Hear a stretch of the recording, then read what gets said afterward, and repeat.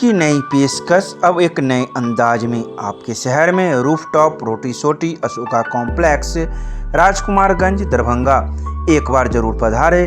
हमारा संपर्क नंबर है 8084286455 और 8298542000। ललित नारायण मिथिला विश्वविद्यालय के संस्कृत विभाग द्वारा 9 अक्टूबर को संस्कृतम लोकप्रियम कथम भवेद विषय पर राष्ट्रीय परिचर्चा सह संगोष्ठी का ऑनलाइन एवं ऑफलाइन आयोजन किया गया। इस आयोजन का उद्घाटन कुलपति प्रोफेसर सुरेंद्र प्रताप सिंह के द्वारा ऑनलाइन माध्यम से किया गया।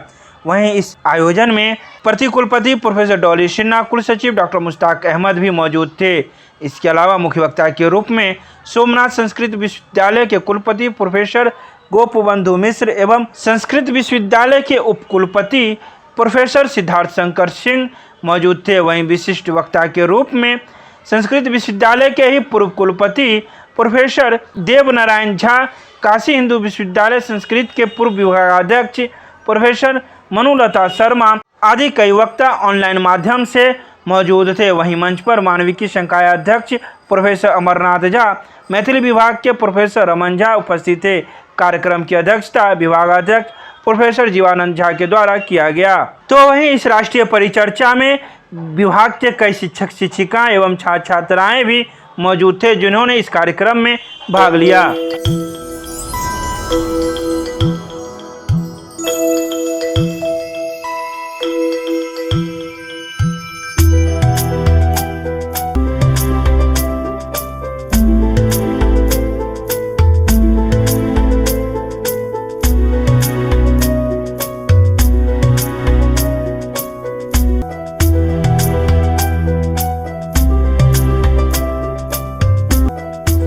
लोकप्रिय है ही, और संस्कृत तो भारत का प्राण है। इसके बिना तो भारत भारत नहीं है, क्योंकि भारत शब्द का अर्थ है भाति, तिभा माने प्रतिभा, और उस प्रतिभा में रत जो रहे उसका नाम है भारत।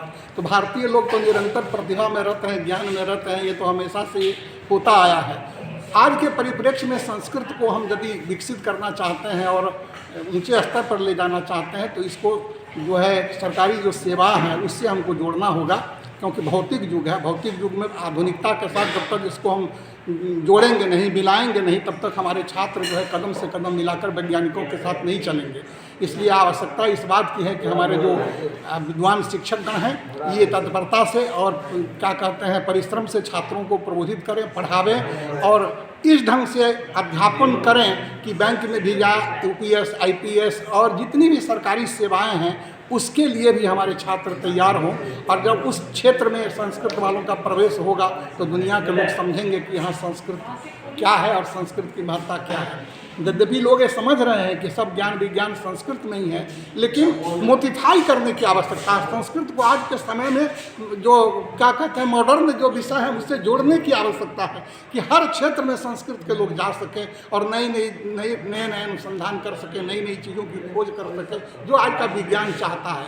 क्योंकि ज्ञान और विज्ञान दोनों संस्कृत के ही शब्द हैं। ज्ञान विज्ञान तृप्तात्मा कूटस्थो विदितेन्द्रिया, उनके लिए विज्ञान कोई नया होगा, हमारे लिए नया नहीं है। हमारे यहाँ तो ज्ञान माने विशिष्ट ज्ञान, ज्ञान माने सामान्य ज्ञान। हमारे यहाँ तो निर्विकल्पक सब ज्ञान है। आवश्यकता है इसको व्यक्त करने की, आवश्यकता है इसको लोग के सामने रखने की। इसलिए आधुनिक जो परिप्रेक्ष्य है उस परिप्रेक्ष्य में आधुनिक विषयों के साथ संस्कृत को जोड़ना होगा, संस्कृत के साथ साथ आधुनिक विषयों का अध्यापन भी करना होगा।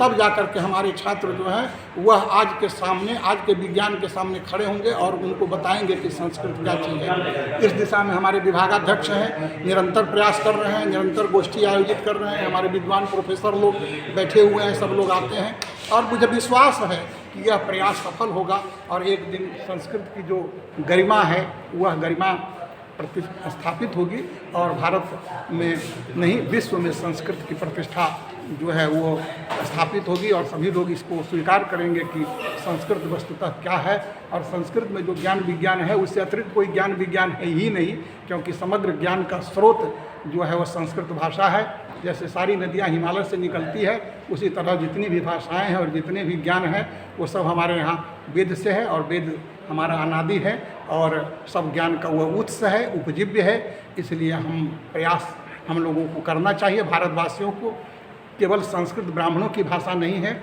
पूजा पाठ की भाषा नहीं है कि ब्राह्मण पर ही इसका उत्तरदायित्व हम डाल दें। वाल्मीकि कोई ब्राह्मण नहीं थे, जावाल कोई ब्राह्मण नहीं थे जिन्होंने उपनिषद लिख दिया और रामायण लिख दिया, तो ये ब्राह्मणों के ऊपर ही नहीं थोपा जाए कि ब्राह्मण की भाषा है। सरस्वती सबके जीवा पर बैठी हुई है और सभी लोग प्रयास करेंगे तो सब वाल्मीकि और जावाल और बड़े बड़े क्या कहते हैं मैत्रेयी और गार्गी हमारी लड़कियां हो सकती हैं और सब हमारे जनक याज्ञवल्क्य हो सकते हैं। आवश्यकता है तप की, आवश्यकता है स्वाध्याय की, आवश्यकता है श्रम की। बिना श्रम और तप के बिना विद्या नहीं होती है। इसीलिए गीता में भगवान ने लिखा, अनुद्वेग करम वाक्यम सत्यम प्रिय हितम चयत स्वाध्याय भसनम चैव वांगमयम तप उच्यते। स्वाध्याय जो है ये वांगमय वाणी का तप है और बिना तप के बिना विद्या पल्लवित पुष्पित नहीं होती है। आज तुलसीदास इसलिए प्रासंगिक है, तुलसीदास ने मानस लिख दिया इसलिए प्रासंगिक नहीं है, उस मानस के साथ तुलसी का तप है जिसलिए तुलसी पूजे जाते हैं। कालिदास ने रघुवंश लिख दिया इसलिए वो कवि नहीं हो गए, कालिदास का तप है उस ग्रंथ के साथ इसलिए वो पूजित हो रहे हैं। शेक्सपियर का तप है कि वो टेम्स नदी के किनारे केला के बगीचे में झूल पहन करके मचान पर बैठ करके वो साधना करता था नदी में स्नान करके, और उसने 38 या 36 नाटक और ड्रामा लिख दिया। उसका तप है इसलिए वो पूजित हैं, इसलिए वो पूजे जा रहे हैं। तो कोई भी व्यक्ति वैसे नहीं लोक में और परलोक में पूजित होता है, उसके साथ उसकी तपस्या होती है, उसकी साधना होती है। तो वो साधना और तपस्या की भूमि भारत की भूमि है और मुझे इसको कहने में कोई वो नहीं है कि भारतवासी, बिहारवासी और मिथिलावासी जग जाए तो क्या नहीं हो सकता है, सब कुछ कर सकते हैं, सब कुछ संभव है। मिथिला की भूमि तो विद्या की भूमि रही है, जनक याज्ञवल्क्य की भूमि है, गौतम की भूमि है, कणाद की भूमि है, वाचस्पति की भूमि है, मंडन की भूमि है। तो इस भूमि पर यदि विद्या पल्लवित पुष्पित नहीं होगी तो कहाँ होगी। और यह विद्या के लिए ही जाना जाता है। जैसे कश्मीर में ही केसर होता है, उसी तरह से 95% विद्या की उत्पत्ति कहिए, अभिव्यक्ति कहिए, चाहे प्रकाश कहिए, वो मिथिला की भूमि में ये बात रही है। मैं जहाँ तक समझता हूँ, ये जरूरी नहीं है कि मैं जो कहता हूँ उससे आप सहमत हो, दूसरे लोग भी कह सकते हैं, लेकिन न्याय दर्शन को देखिए तो यही, मीमांसा दर्शन को देखिए तो यही, साहित्य को देखिए तो यही, व्याकरण को देखिए तो एक से एक विद्वान हुए हैं जिन्होंने तमाम ग्रंथों की रचना की है, तमाम व्याख्याएँ की हैं, चाहे गूढ़ार्थत्वालोक हो, चाहे व्याख्या हो, चाहे वो हो।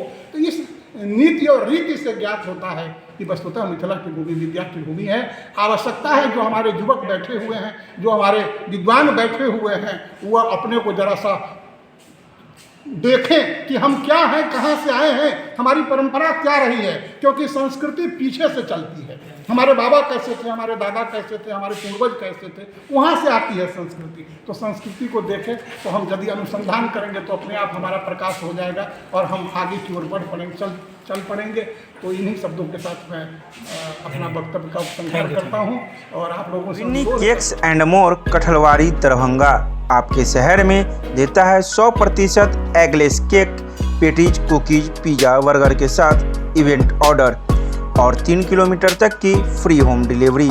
एक बार जरूर संपर्क करें। हमारा मोबाइल नंबर है 8340415550। हमें याद करना होगा हमारे विश्वविद्यालय की यशस्विनी प्रतिकुलपति महोदया प्रोफेसर डाली सिन्हा इस विभाग में आई थी, काफ़ी जांच हो रही थी BA 3rd पार्ट की। तो उन्होंने छात्रों की संख्या संतोषजनक न पाते हुए हम लोगों से एक आग्रह किया कि सर संस्कृत को लोकप्रिय बनाइए, कारण बाजारवाद का युग है और आउटपुट के आधार पर सरकार की राशि आती जाती है। तो हमने विभाग के सभी शिक्षक थे, संस्कृत के सभी शिक्षक थे, हम सबों ने सम्मिलित विचार किया और कहा कि तुरंत हम लोग एक राष्ट्रीय परिचर्चा नेशनल सिम्पोजियम का आयोजन करें और बहुत लोक लुभावन कर्णप्रिय विषय रखा, संस्कृतम लोकप्रियम कथम भवेत्, कि संस्कृत लोकप्रिय कैसे हो। आदिकाल से, वैदिक काल से लेकर के मध्यकाल और आधुनिक काल स्वतंत्रता प्राप्ति के बाद भी संस्कृत के उन्नयन के लिए जिन ऋषियों ने, मुनियों ने, आचार्यों ने, लेखकों ने, रचनाकारों ने योगदान दिया वह स्तुत्य है, प्रशंसनीय है, पूजनीय विचार है।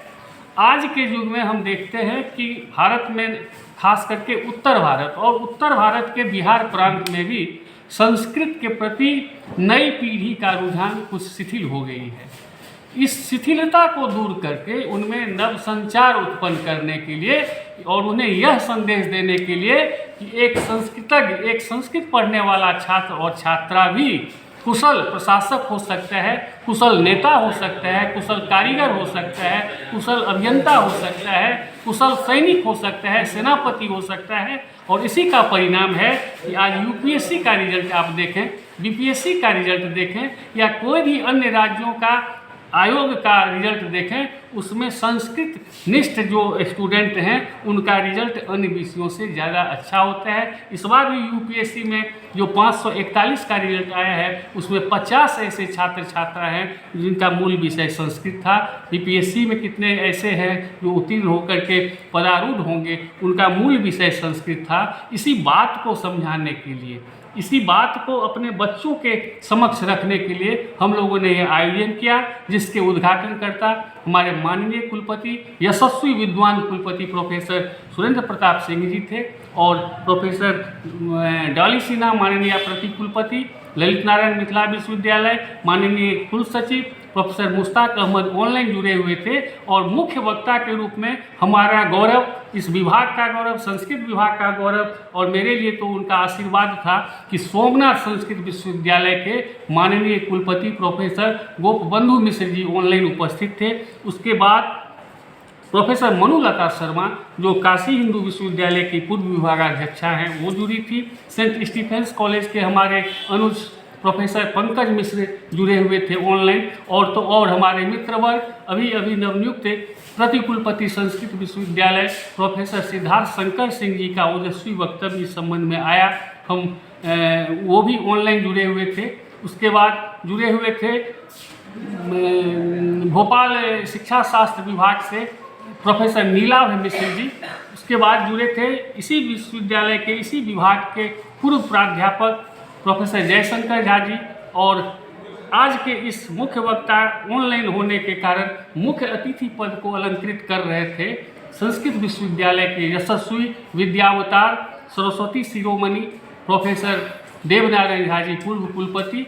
इन लोगों के ओजस्वीपूर्ण ज्ञानपूर्ण वक्तव्य से आज हमारे यहाँ यह कार्यक्रम पूर्णतः सफल हुआ।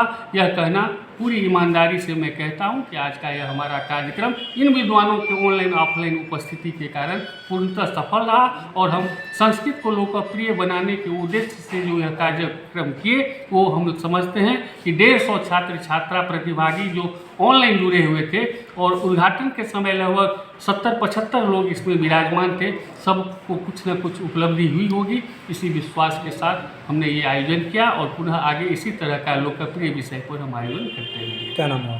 प्रोफेसर जीवानंद झा, विभागाध्यक्ष संस्कृत, ललित नारायण मिथिला विश्वविद्यालय दरभंगा।